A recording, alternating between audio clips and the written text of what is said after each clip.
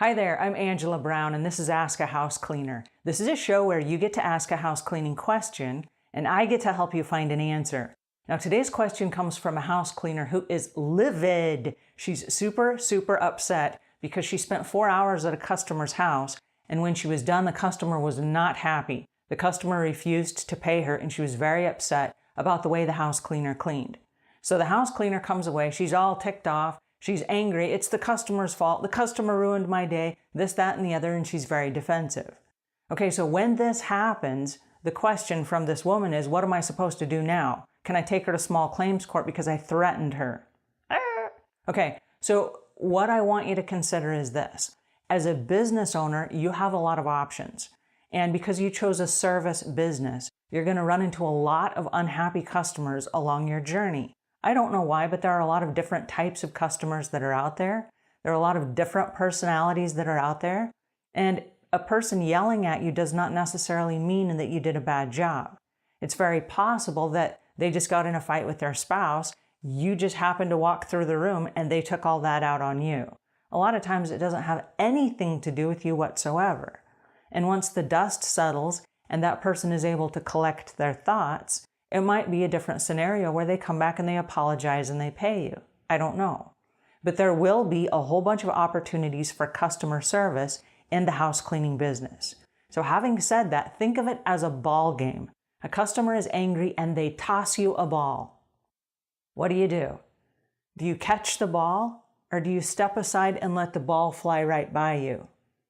That's the question, and here's why. If you catch the ball, you have choices. You can hold on to it and think, okay, this customer is really angry. How am I going to resolve this? You can toss it right back to him and say, hey, wait a second. I offer a satisfaction guarantee. Let me come back and make the job right. Or you can take the ball and you can spin it and you can play with it and you can walk it over to a neighbor and say, hey, I need some advice. What do I do here?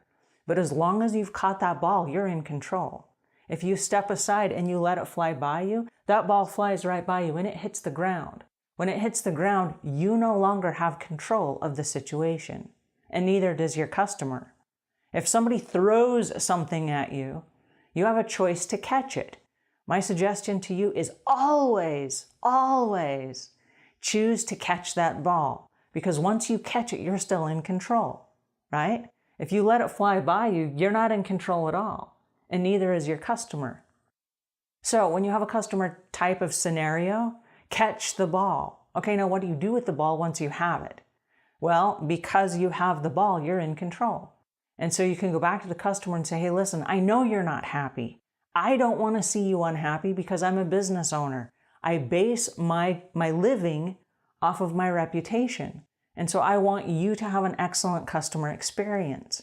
What do I have to do to make this situation correct? And you can give them an option. You can throw the ball back at them. You can have them help you be part of the solution.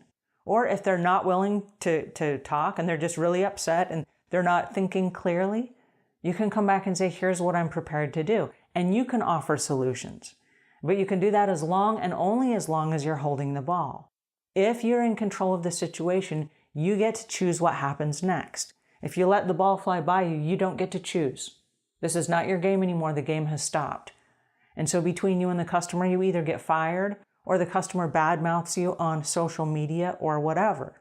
Now, we live in a world where everything you say can last for infinity, thanks to the internet and social media and screenshots and sharing and all these things. Those are the things that promote you, and those are the things that bring you down.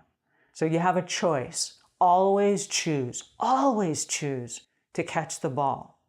Okay, now let's say that you get in a situation where the customer's really upset and you're really upset. Stop. Take a really deep breath. I invite you all to take a really deep breath. Get the oxygen flowing to your brain. And then when you are able to slow down long enough, you can start thinking through your options. When you stop, take a couple of steps back. Remove yourself from the big picture. And as you look back on this scenario, what do you see? Who are you talking to? Are you talking to someone from a different culture? Because if you are, you grew up in two separate parts of the world. You grew up with two different sets of beliefs. You grew up with two different sets of ideals. how on earth is it that you expect that you're going to see eye to eye? There are some common discrepancies between people. Are you speaking to someone who's twice your age? Because if you are, you're speaking to someone who has a whole lot more life experience than you do. And so how would you expect to see eye to eye if there's a 30-year age gap between you and the person that you're speaking with? You come from two completely different generations. Of course, there's going to be a discrepancy. That's just the common law of nature, right? So if you can take a step backwards and say, wow, wait a second, this customer is seeing something I'm not seeing. You can choose to be informed and say, hey, listen, my generation doesn't understand what this is that you're telling me. Can you explain it to me so as a business owner, I now can move forward with the information you're sharing with me? Because it might be true that a particular generation had a particular work ethic, and a younger generation doesn't have that same work ethic.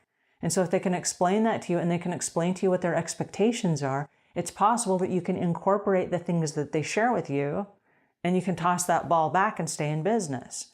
And not just toss the ball back to them, but to the other customers that are from that same generation. Does that make sense?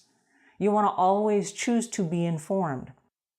When someone comes to you and they're angry, this is going to sound really counterintuitive, but when someone comes to you and they're angry, this is an opportunity for you to expand your horizons.